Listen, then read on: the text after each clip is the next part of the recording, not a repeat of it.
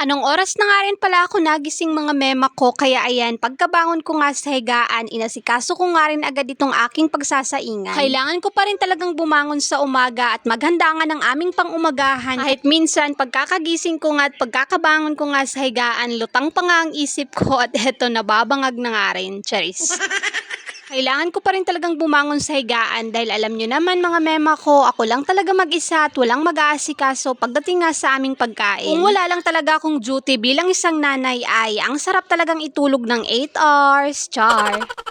Sa totoo lang mga na-miss ko na rin talagang matulog ng 8 hours pero sa ngayon mukhang malabo talaga. Loob nga rin ng 8 hours minsan yung tulog ko 3 hours or 2 oras lang talaga dahil itong si BBC yan minsan gising nga sa gabi. Makikita nyo rin naman sa mukha ko dahil tingnan nyo naman lumalaki na nga lang din ang eye bag.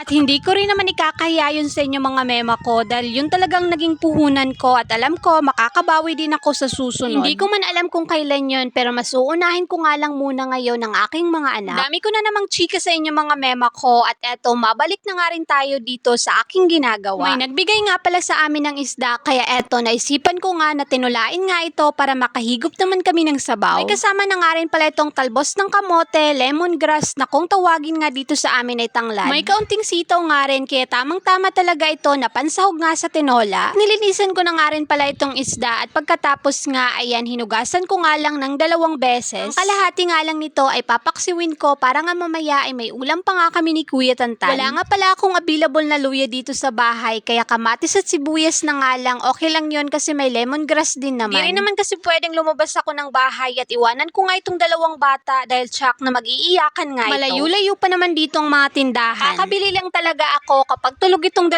bata at tinatakbo ko lang talaga kahit minsan ay hinihingal na nga rin ako. Wala rin kasi akong ibang mautusan kaya minsan diskarte na nga lang din talaga. O siya, fast forward, katapos nga namin kumain ni Kuya Tantan eto at maghuhugas na nga rin ako sa aming pinagkainan. Tapos ko na nga rin palang mapaliguan si BBC yan dyan kaya andon nakatulog na nga rin ang bata. Dalawa lang kaming kumain ni Kuya Tantan pero tingnan nyo naman ang hugasan. Parang pang 5 tao na, char. Ang iba dyan, kagabi pa nga yan at hindi ko nga nahugasan dahil anong oras na nga rin at inaantok na nga rin ako. Tuwing gabi rin kasi, palagi nga akong bumabangon para kumain nga dahil napakabilis ko nga lang din gutumin. Ganun naman talaga siguro kapag breastfeeding ka nga, madali ka nga lang din gutumin kaya kailangan palagi ka nga kumakain. Hindi talaga madali ang buhay ng isang nanay kapag nagpapadede nga dahil kahit sa kalahating gabi ay babangon at babangon ka pa rin para kumain lalo na kapag gutom ka na nga rin. Kalahating lakas nga rin ang nakukuha nila sa ating katawan kaya kailangan parati nga rin tayong busog. At kung nakaabot nga rin pala kayo hanggang dito mga mema ko, maraming salamat po. O siya, hanggang dito na lang po muna. See you in my next vlog.